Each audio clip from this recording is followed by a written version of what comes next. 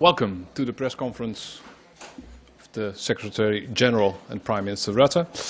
First we have two short statements, and then we have a short possibility for some questions. Please, Mr. Prime Minister. Thank you so much. Well, our Defense Minister and I have just had a working lunch with Jens Stoltenberg, NATO Secretary General, as of October 1st. I can say the Netherlands is very pleased with Jens Stoltenberg's appointment. He is an experienced politician with extensive knowledge of foreign policy, and we are certain he will serve NATO well. At lunch we spoke about the international security situation and the consequences of current developments for the alliance. We looked back on the results of the NATO summit in Wales and also looked at how we can turn the agreements we made there in Wales into concrete actions. The security situation on Europe's edges has worsened over the past year. The situation in Ukraine and the horrific violence committed by ISIS are forcing us to face the facts. We can't take our security for granted. The Netherlands will work to fulfill the pledges we made in Wales. We stand shoulder to shoulder with our allies, now and in the future. First and foremost, by contributing to the reassurance measures aimed at our allies in Eastern Europe. We'll stand firm for their security. We're already contributing to these measures now on land, at sea and in the air. And we'll continue to do so in 2015. But NATO must also adapt to the new security environment. We must be able to respond quickly, counter new threats, and sustain our combined efforts as long as they are needed. For this we need more permanent measures, including the creation of the Very High Readiness Joint Task Force, also known as NATO's Spearhead Force. The Netherlands will contribute to the interim phase of this force in 2015. This means that all member countries must look at their defence budgets and how those funds are spent.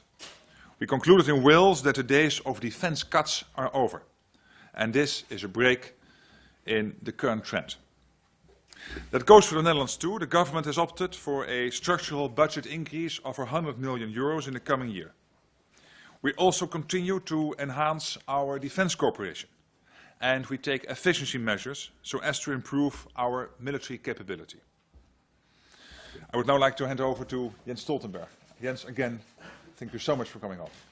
Thank you so much, Prime Minister, and thank you, Mark, for inviting me to come here to Den Haag so early in my time as Secretary General of NATO, and I appreciate very much this opportunity to meet with you. But let me start by expressing my deepest sympathies with you and the Dutch nation for the loss of lives in connection with the downing of the MH17. My thoughts are with the families of the victims, and I know all too well the impact of such terrible events and the need for time and how long it takes to grieve and to heal after these kinds of tragedies. It is important that the ongoing investigation sheds full light on what happened to the flight MH17. Those responsible should be held accountable and brought to justice as soon as possible. Then I would like to underline that the Netherlands has been for many, many years a valuable and very reliable ally within the alliance. And I would like to take this opportunity to commend you for your contributions in so many parts of the work we are doing together within the alliance. Contributing troops to our mission in Afghanistan and in Kosovo, fighter jets over the Baltic states, and actually on Thursday I went from Brussels to Estonia, and I was escorted by 2 F-16s, Dutch F-16s, extremely close, but they, what should I say, it was safe, at least they told me so. I also seen the Dutch Patriot batteries in Turkey, augmenting the air defense of Turkey. And as you said, the Netherlands is also offering troops to the spearhead force, which we are going to establish in NATO. So we are really grateful for your solidarity and your efforts to improve defense capabilities by cooperating with other allies, and we all gain from this. Our meeting and our lunch today was very constructive. We addressed a wide range of issues, but we focused on the security challenges we face in the east and to the south. To the east, Russia continues to destabilize Ukraine, and we call on Russia to pull back all its forces from eastern Ukraine and to respect the Minsk agreements. To the south, ISIL terrorists are carrying out horrific attacks and threatening to export the terror beyond the Middle East. We have to be ready to respond to these challenges. That is why we, at our summit in Wales in September, agreed on a readiness action plan.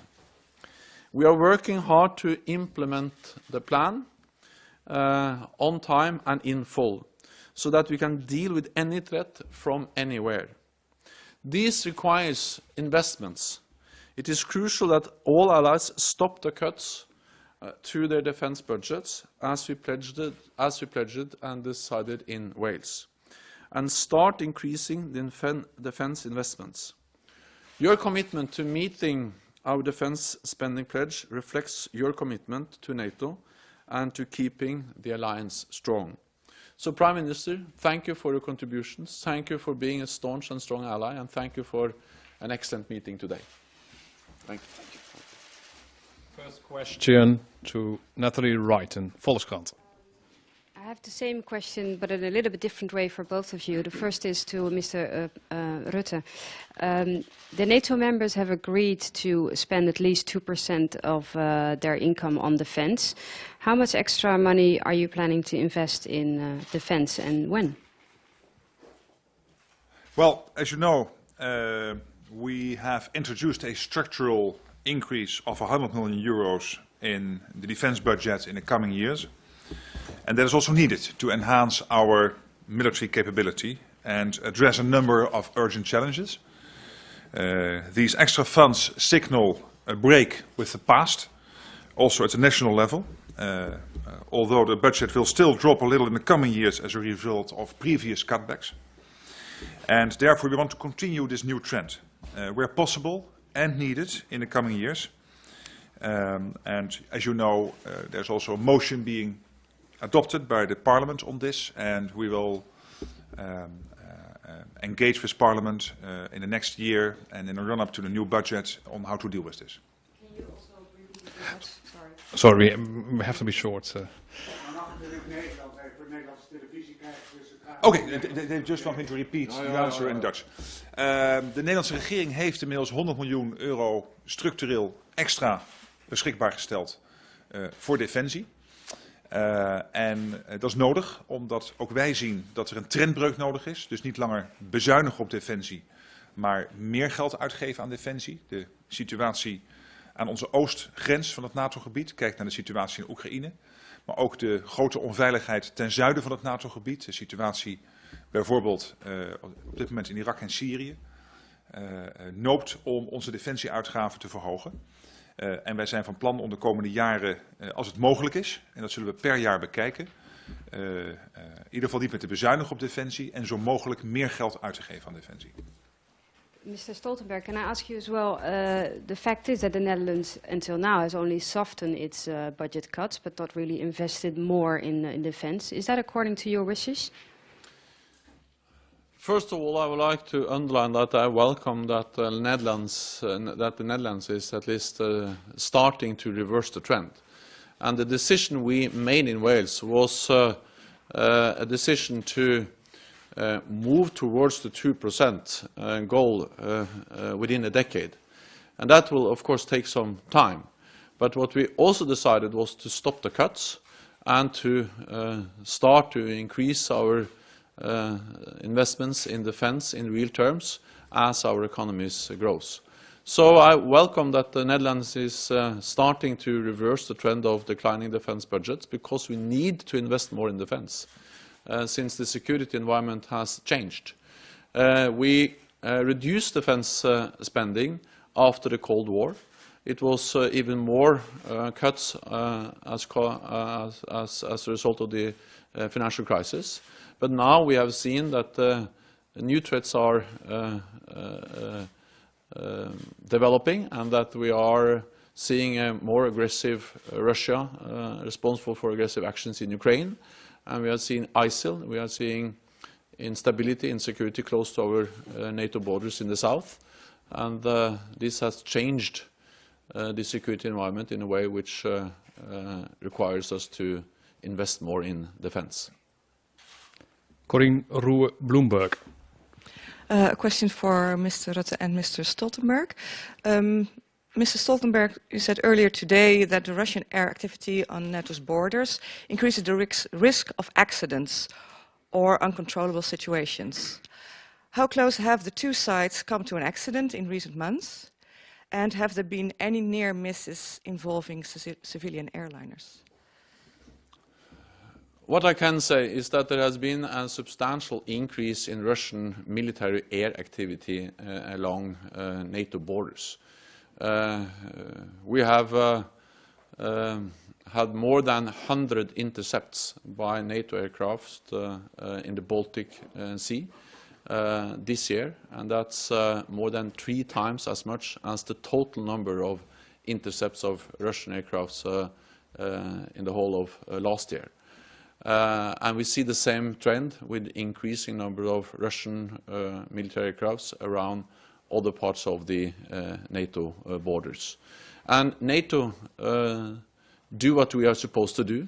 We stay vigilant. We have increased the numbers of NATO planes in the air, and we have also several Dutch planes participating in air policing. And that enable us to intercept when we see that Russian planes are approaching NATO airspace.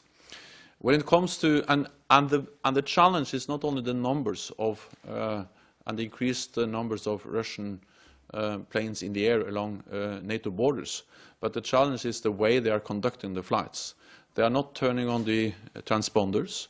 They are not filing their flight plans, and they are not communicating with civilian air traffic control. That poses a risk on civilian air traffic. But it's not possible for me to go into all details related to how close we have been. I'm only saying that increased number of Russian military aircraft in the airspace around NATO borders, flying in a way which makes it difficult to communicate with civilian air traffic, poses a risk on civilian air traffic. Thank you. I fully concur with the answer. Okay, thank you. Next question, Niels Richter, Telegraaf. Mr. Stoltenberg, I want to ask you about the downing of flight MH17. Do you acknowledge that this disaster was the result of an intended attack, and what do you reckon to be Russia's role in this? I think it's very important that this is dealt with in a very, orderly and correct way. And I would like to commend the government of the Dutch government, commend them and the Prime Minister in the way he has handled the whole situation. And now I think it's very important to leave this to the independent investigation which is established. And this is not something which is a NATO responsibility. This is something which the Dutch government and other involved governments are working on. And I will just commend the work which has been done so far by the Dutch government, and have full support in the Prime Minister and the government that they are conducting this in the best possible way, and making what is possible when it comes to providing all the facts and to have an independent assessment when the independent investigation is finished. Thank you. Dank u wel.